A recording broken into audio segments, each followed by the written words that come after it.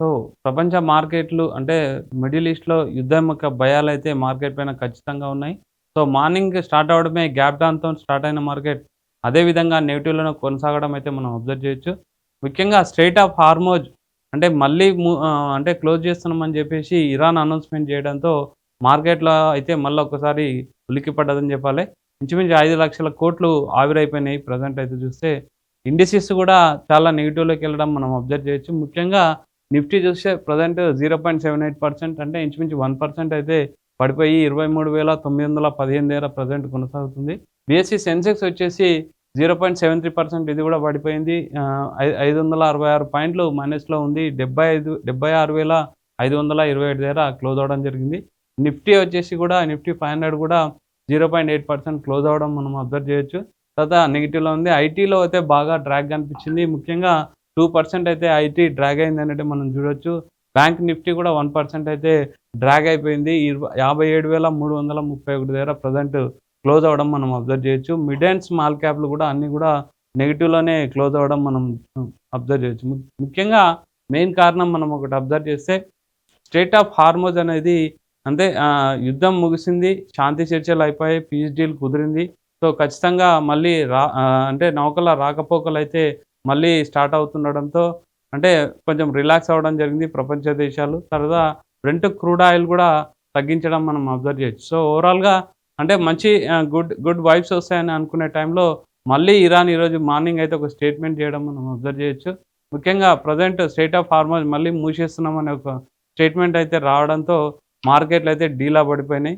So, 5,00,000 కోట్లు ఇంతకుముందు చెప్పినట్టు 5,00,000 కోట్లు అయితే ఆవిరైపోయినాయి. సెక్టార్ వైస్ మనం ఒకసారి అబ్జర్వ్ చేస్తే కూడా అంటే అన్నీ చాలా సెక్టార్‌లు కూడా నెగెటివ్‌లో ఉండడం మనం అబ్జర్వ్ చేయొచ్చు. ముఖ్యంగా ఆటో సెక్టార్ కూడా అంటే 5% 0.5% పడిపోవడం జరిగింది. ఐటీ సెక్టార్ వచ్చేసి 2% తర్వాత ఫైనాన్షియల్ సర్వీస్ వచ్చేసి 0.5% పడిపోవడం జరిగింది.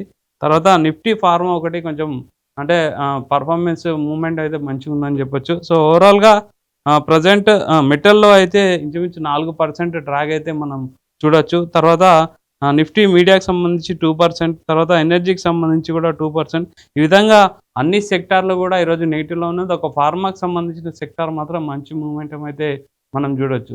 తర్వాత ఒకసారి గోల్డ్ మనం అబ్జర్వ్ చేయొచ్చు. ముఖ్యంగా స్ట్రెయిట్ ఆఫ్ హార్మోజ్ ఎఫెక్టే అంటే ఆహ్, మెయిన్ మార్కెట్ పడిపోవడానికి అని చెప్పేసి ప్రెజెంట్ మనకు వస్తున్న ఇన్ఫర్మేషన్. గోల్డ్ కూడా చూసుకుంటే ఇంచుమించు 1.4% అయితే అంటే ఇంచుమించు 1.4% అంటే 1.5% అయితే పడిపోయినట్లు మనం అబ్జర్వ్ చేయొచ్చు. తర్వాత సిల్వర్ చూసుకుంటే ఇంచుమించు 3% అయితే పడిపోయింది. గోల్డ్ ఇంటర్నేషనల్ స్పాట్ మార్కెట్ వచ్చేసి 1,46,300 దగ్గర ప్రెజెంట్ కొనసాగుతుంది.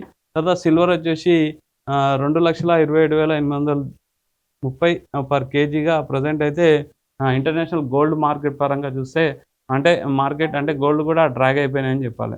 సో, అంటే మనం చూసుకుంటే బ్రెంట్ క్రూడ్ ఆయిల్ ధర వచ్చేసి 76.83గా ఇంతకుముందు నిన్న వెళ్ళే టైంకి ఈరోజు మార్కెట్‌లో అయితే బాగా పుంజుకుంటాయి. అంటే ఇండియాకి చూసుకుంటే మాత్రం రూపాయి అయితే బలపడుతుందని చెప్పేసి కూడా న్యూస్ రావడం జరిగింది. కాకపోతే ఈరోజు అంచనాల ప్రకారం చూస్తే మాత్రం మార్కెట్ అయితే బాగా డీలా పడిపోయింది. అంటే భారీ డ్రాగ్ అని చెప్పొచ్చు. ఇన్వెస్టర్లకైతే చాలా నష్టాలున్నాయి. ప్రెజెంట్ ఇప్పుడు డిప్ ఉంది. అంటే బై చేయాలనుకునే వాళ్ళకు కొనే అవకాశం ఉంది ఖచ్చితంగా కొత్తగా. సో, ఆల్రెడీ పోర్ట్‌ఫోలియోలో అంటే కొన్ని స్టాక్స్ ఉన్న వాళ్ళు గానీ, నిఫ్టీ ఉన్న వాళ్ళు మాత్రం ఖచ్చితంగా కొంచెం హోల్డ్ చేయాలి.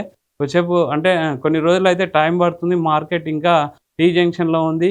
దానొక అంటే స్టాషనరీ ఫేజ్ వచ్చే వరకు కూడా మార్కెట్‌లో హోల్డ్ చేసి ఉంటేనే లాభాలుంటాయి. భయపడి ఎగ్జిట్ అయితే మాత్రం ఖచ్చితంగా నష్టాల్లోకెళ్తారని చెప్పేసి మార్కెట్ ఎక్స్‌పర్ట్స్ అయితే చెప్తున్నారు.